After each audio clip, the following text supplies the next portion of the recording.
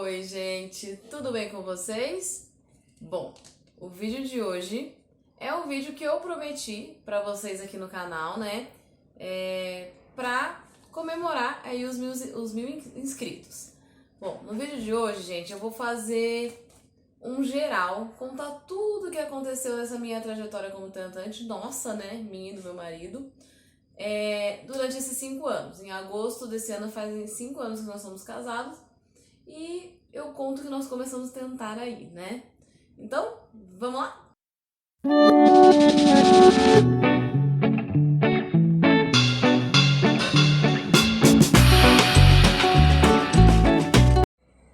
Vamos começar essa história em junho de 2015, tá? Em junho de 2015, nós éramos noivos, tá? E eu tomava anticoncepcional, eu sempre tomei aquele Diane 35. E o que acontece? Eu comecei a passar mal, a ter enjoos, muita dor de cabeça e tal. E um belo dia, eu esqueci de tomar meu remédio. E justamente no dia que eu esqueci, eu não passei mal. Então eu comecei a atrelar esse mal-estar ao anticoncepcional. Feito isso, eu fui na ginecologista que eu ia na época, normal, assim, em geral, ginecologista e obstetra. Fui e falei pra ela que eu achava que era anticoncepcional. E hoje eu vejo que, assim, né, um erro, né, não fez nenhum exame. Só falou, agora toma esse. Tomei esse, continuei passando mal. Voltei lá, agora toma esse. Tomei o outro, continuei passando mal. E assim, como a gente ia casar em agosto do ano seguinte, eu conversando com o Wagner, eu falei, quer saber, eu não vou tomar nada. Resolvi parar de tomar, porque a gente pensava assim, nós não vamos querer demorar pra ter filho, então já parei o anticoncepcional ali. Então, chegou o agosto de 2016 e nós nos casamos. Em agosto de 2016 foi quando nós nos casamos, tá? Até aí tudo normal. Em abril de 2017, eu tive uma mudança brusca no meu paladar. A gente tava na oficina e o Caio foi buscar salgado. Tinha um pessoal que trabalhava com a gente lá na época. E eu lembro que ele comprou uma coxinha. Na hora que eu comi, eu falei, nossa, a massa dessa coxinha tá doce. E, tipo, todo mundo tava comendo a coxinha do mesmo lugar. E, tipo, ninguém achou isso, só eu. Começou por aí. Aí, nisso, eu me toquei que a minha menstruação tava atrasada. E na hora que eu falei esse negócio da coxinha, vai pro pra mim, você tá grávida. Brincando, assim, e tal. E aí, eu me toquei que minha menstruação estava atrasada. Alguns dias depois, eu fiz o teste, acho que uns 2 dias depois, e deu positivo. Então, a minha primeira e única, né, gestação foi em abril de 2017. E foi quando eu comecei esse caderninho aqui que vocês já conhecem. Ó, eu comecei a escrever nele no dia 19 de abril de 2017. Foi a primeira vez que eu escrevi nele.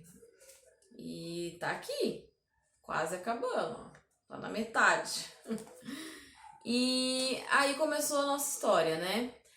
Quando eu tava com 8 semanas, a gente foi fazer o ultrassom. Foi o primeiro ultrassom que a gente fez.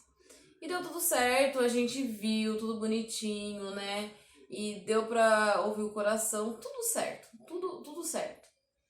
Naquela mesma semana, na sexta-feira, eu tomei banho, tudo normal. E aí, à noite, antes de jantar, eu fui no banheiro. E quando eu fui no banheiro, tinha como fosse uma borra de café. Aí nós fomos na maternidade, o médico que atendeu, examinou tudo, falou, tá tudo certo, só vou pedir pra você fazer repouso e tranquilo, fomos pra casa. No domingo, à noite, aconteceu novamente, só que um pouquinho mais forte, tá? Eu fui no banheiro e eu não senti dor nenhuma, tá? Zero dor. Beleza. Aí fui no banheiro, tava bem, sentia uma quantidade maior, né, do que da outra vez. E nós fomos para a mesma maternidade. Chegando lá, era um outro médico, um senhor. E ele me examinou e já falou, olha, isso aqui pode ser um princípio de um aborto. Ele já falou isso. E eu já fiquei super nervosa, tal. E ele queria me internar. Queria que eu ficasse lá no hospital. Porque tinha alguma questão do ultrassom que só ia poder fazer de manhã. Eu não me lembro dos detalhes, por que disso, sabe? E aí eu comecei a ficar muito nervosa por ele querer me internar. Ele falou assim, não, vamos fazer o seguinte, você tá muito nervosa, eu vou pedir pra você ir pra casa e amanhã, às 6 horas da manhã, eu quero você aqui pra gente fazer esse novo exame. Beleza, fui pra casa, eu e o Wagner, a gente chegou muito assustado. Eu lembro que a gente fez uma oração juntos e dormimos. Beleza. Fui pra maternidade. Aí, fiz esse ultrassom e descobri que o bebê não estava mais, não tinha batimento, não tinha mais nada, né? Eu já tinha perdido o bebê, já tinha parado de se desenvolver. Eu não vou entrar em detalhe, mas foi muito complicado o atendimento, foi bem difícil pra gente mesmo, a gente foi muito maltratado. Tem um vídeo aqui no canal que eu conto bem detalhado o relato, como que foi, o que aconteceu, tá? E eu optei por não fazer a curetagem, fui pra casa, fui na minha médica, falei com ela, esperei alguns dias, acabei precisando fazer uma curetagem e fiz meio que de emergência, tá?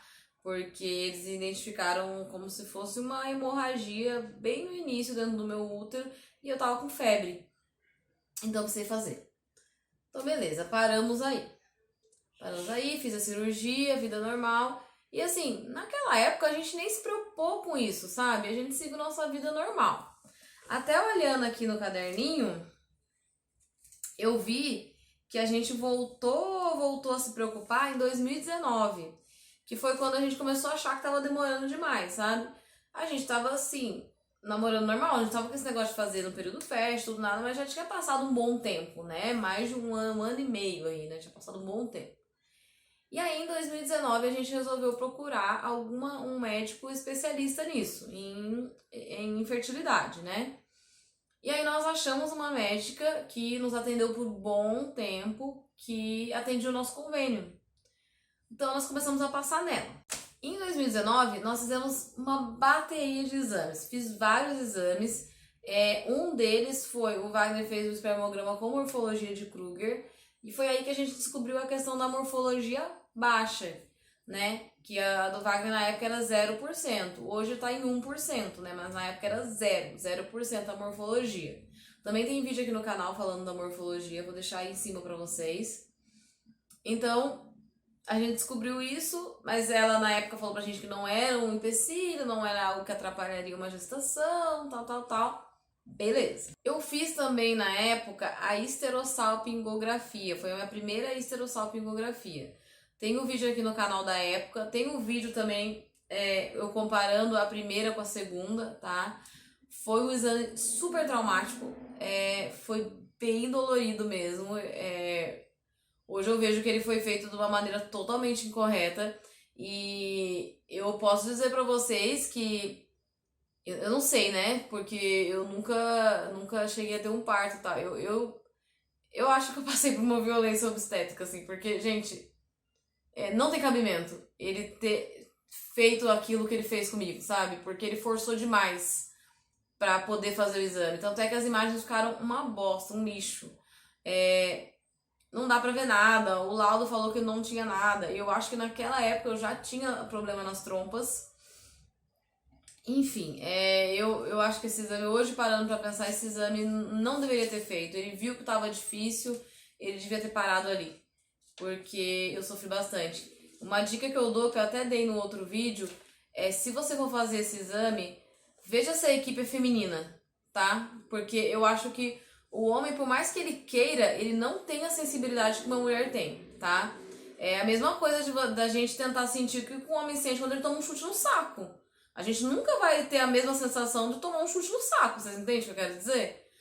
Então, assim, não tô querendo ser, feminista, homem não tem que fazer isso, tal. Não é isso. É que eu acho que eles não têm noção. E a equipe só tinha homem, só tinha uma moça que foi auxiliar e... Coitada, ela não tinha ação nenhuma, ela só ficava pegando os instrumentos, ela não tinha voz de comando ali, entendeu? E eu acho que isso é uma coisa que você tem que perguntar na clínica. É uma opinião pessoal, posso estar errada.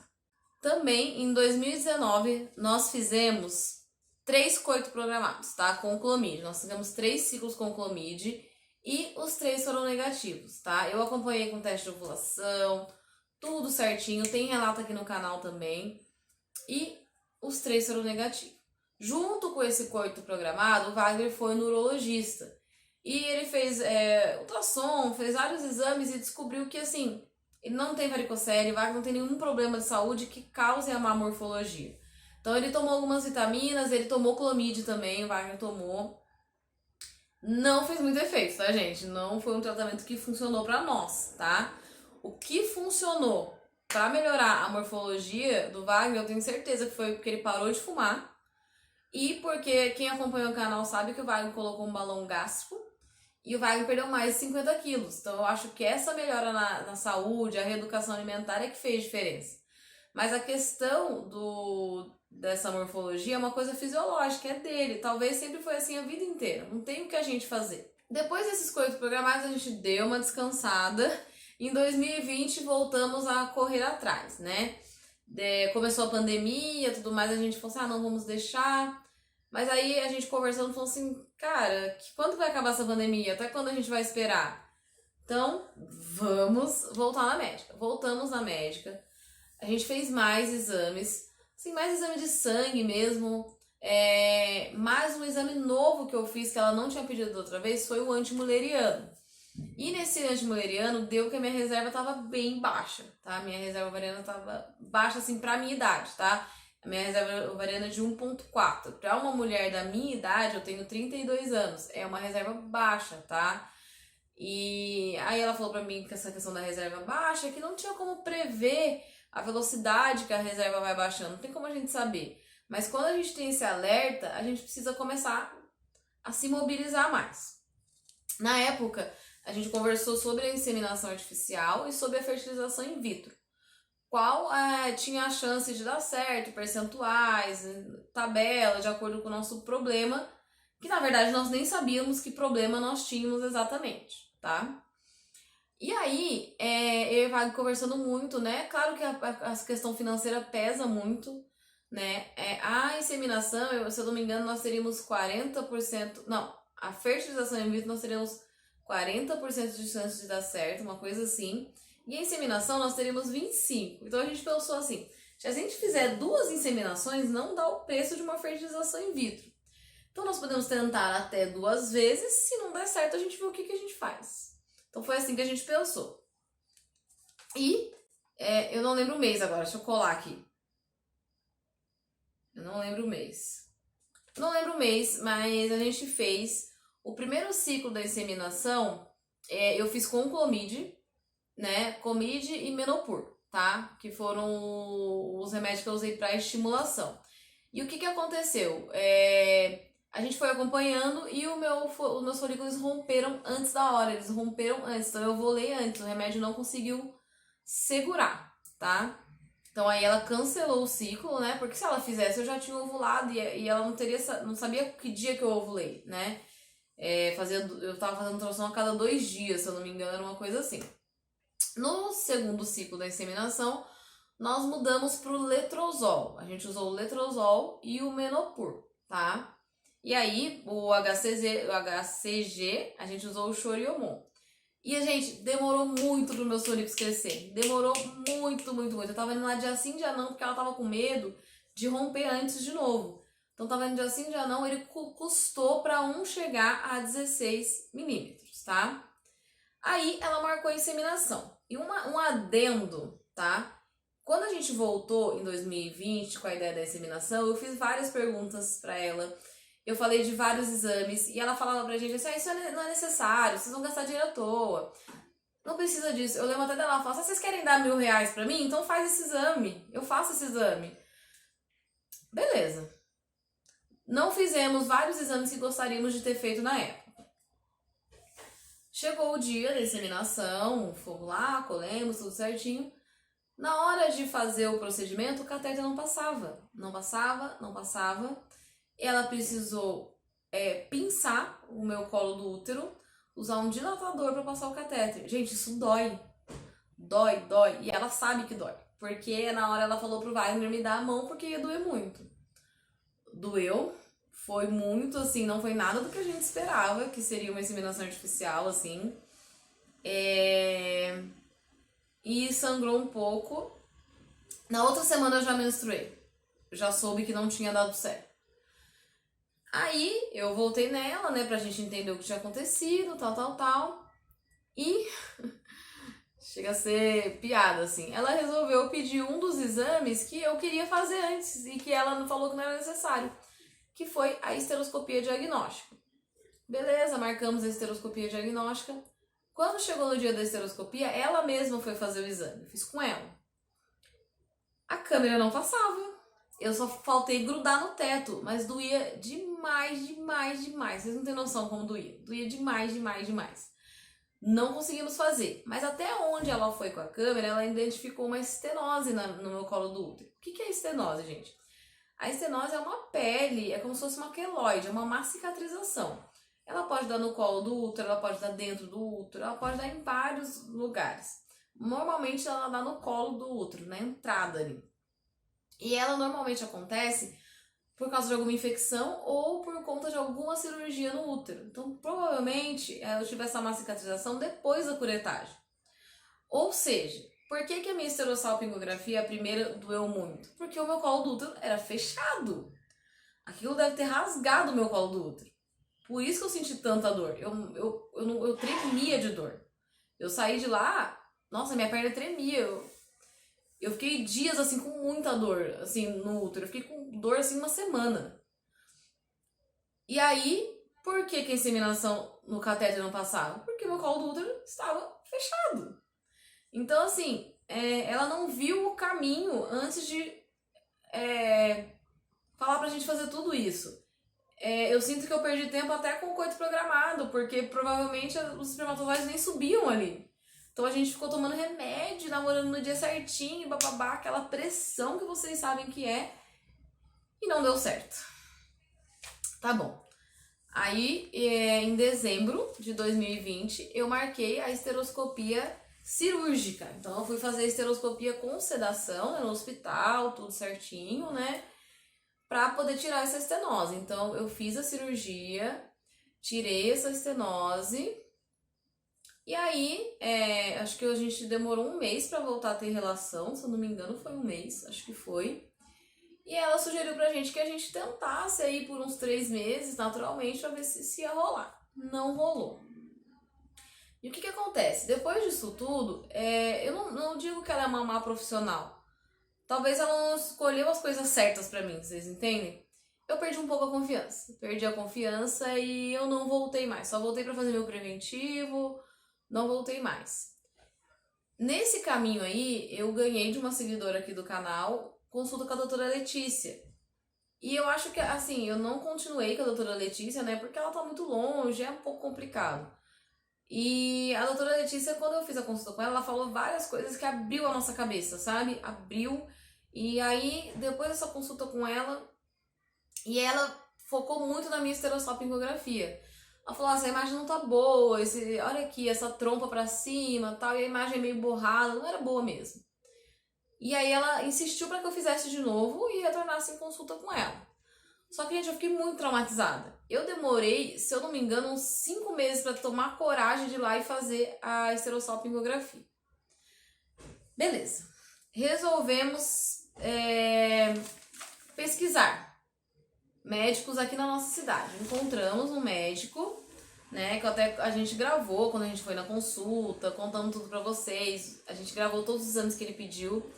E a gente chegou lá, a consulta dele foi 1 hora e pouco de consulta. Ele escutou tudo que a gente tinha pra falar. E ele falou, olha, ela começou pelo caminho errado. Ela começou ao contrário do que eu faria.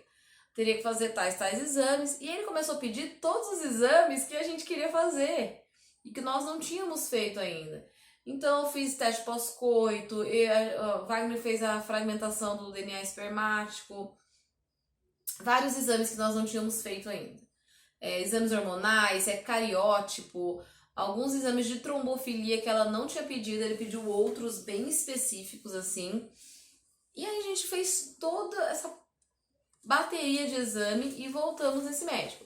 O único exame que eu não fiz para voltar nele foi a esterossalpingografia, porque ele não achou necessário. Achou que as imagens estavam boas. Já a doutora Letícia achava que as imagens não estavam boas. Beleza, voltamos nele. E ele foi bem sincero sobre a questão da gente engravidar naturalmente, ou por tratamento e tal, e ele indicou pra gente a fertilização in vitro, tá? Por quê? por conta da morfologia, o que acontece? Talvez o espermatozoide que fecunde não é o que tem a morfologia correta. Então, pode ser que por isso a gravidez não desenvolva. E também, nesses exames que ele pediu pra mim, ele pediu contagem de folículos antrais, vários exames, ele realmente constatou que a minha reserva ovariana é baixa, tá? E além disso, ele pediu alguns exames hormonais, se eu não me engano, um deles, que é bem importante, acho que é a inibina B. E ele identificou que a minha qualidade dos óvulos também não é boa. Então, o ideal seria um procedimento em laboratório. E aí ele explicou que a minha indução teria que ser uma indução um pouquinho mais pesada, com bastante medicação. Então, o tratamento que na nossa cabeça, na minha e do Wagner, seria 16 mil reais, foi para 35, tá? Mas ele conseguiu dar uma luz pra gente. Pelo menos a gente começou a entender melhor a situação. Beleza. Aí, passei com ele e falei, bom, vou retornar com a doutora Letícia, né? Vou ter que fazer esterossalpingografia, porque ela pediu. Fui, fiz a esterossalpingografia, tem todo o relato aí, né? Já falei pra vocês, a segunda, e foi totalmente diferente. Não senti dor. A própria médica, quando fez o exame, ela falou, olha, Vanessa, a sua cirurgia deu certo, né? Seu colo do útero tá aberto, tal. A sonda que eles usam, ela ficava voltando, mas eu acho que eu tava muito tensa. Talvez seja por isso, tá? Mas deu tudo certo. Fiz o exame. Quando eu recebi o laudo, no laudo veio falando que uma trompa é enovelada. Então o que significa? Ela é torcidinha assim, né? Ela é como se fosse um novelo de lã. E a outra trompa, ela tá obstruída. Então dificulta um pouco aí, né? Beleza. Aí eu comecei a conversar com outras meninas que eu vi na internet falando que tem o mesmo problema. Voltei na consulta com a doutora Letícia. Gente, ela foi sincera. Ela falou, olha, eu não vou indicar pra vocês coito programado, eu não vou indicar pra vocês inseminação, porque devido às suas trompas, eu vou ficar dando tiro no escuro e vocês só vão se frustrar, tá? E aí eu perguntei pra ela por que poderia acontecer isso. Ela falou que eu poderia ter tido mais nova, não dá pra saber quando, uma inflamação nas trompas. E a inflamação nas trompas, dificilmente você tem algum sintoma, né? Ou eu tive uma infecção de urina muito forte, muito forte, e afetou as minhas trompas. Até se vocês olharem o relato da Evelyn Regli, ela teve problema nas trompas por conta que ela tinha muita infecção de urina. Ela tinha sempre, tá? Então, não dá pra saber em que momento aconteceu isso. Aí eu conversei com ela sobre a cirurgia, né, a videolaparoscopia, o que ela achava. E ela foi bem sincera que para trompas enoveladas ela acha meio complicado. Talvez consiga desobstruir uma trompa, mas é pouco provável que a trompa enovelada ela volte ao normal. Ela vai perder a permeabilidade, várias coisas. Então não é uma cirurgia 100%, tá? Aí ela falou da fertilização in vitro, mandou o orçamento dela. Beleza. Decidi não continuar com ela, porque não faz sentido, né? Uma médica que tá muito longe. Eu quero alguém que me acompanhe de perto, né? E aí, nós também passamos em consulta com outro médico e ele falou a mesma coisa que a doutora Letícia, tá? Ele indicou a fertilização in vitro. Então, o que é o nosso diagnóstico? No geral, é a reserva ovariana, as trompas enoveladas, né, e obstruída, né? Eu acho que a questão da morfologia do espermograma é o de menos, menos, acho que isso é o de menos mesmo. Eu acredito que o que mais atrapalha a gente são as trompas mesmo, sabe?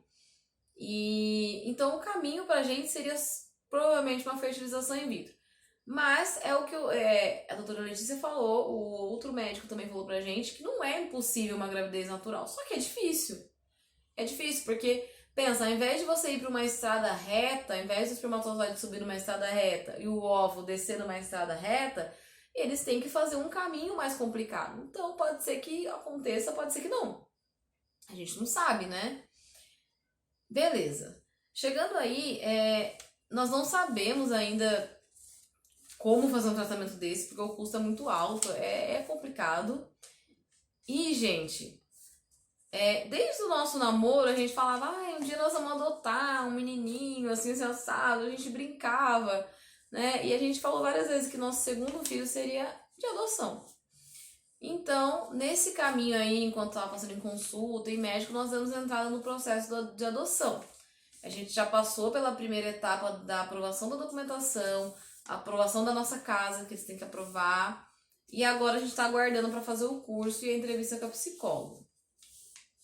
E basicamente, gente, a minha história de tentante é essa. E eu sei que muita gente vai perguntar, então você deu entrada na adoção, você desistiu de engravidar, você não quer? Não, gente, eu não desisti. Não é que eu quero sim. Mas eu tenho consciência, eu tenho o pé no chão de que é uma coisa muito difícil de acontecer. Entendeu? Então eu não vou ficar esperando, pagando pra ver. E independente de ficar grávida ou não, o meu objetivo principal é ser mãe um dia. Então, as opções que eu tenho é fazer um tratamento de fertilização in vitro ou adotar. E assim, pedir a Deus que talvez aconteça naturalmente, é o que eu posso fazer. E é isso.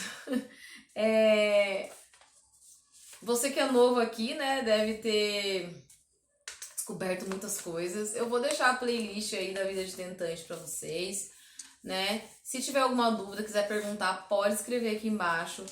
Conforme as coisas forem acontecendo, eu conto pra vocês.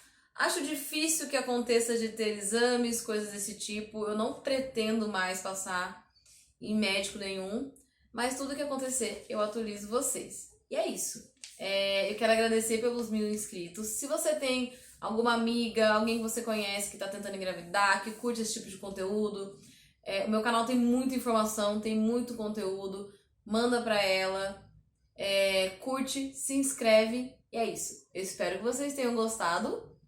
Um beijo e até o próximo vídeo. Tchau!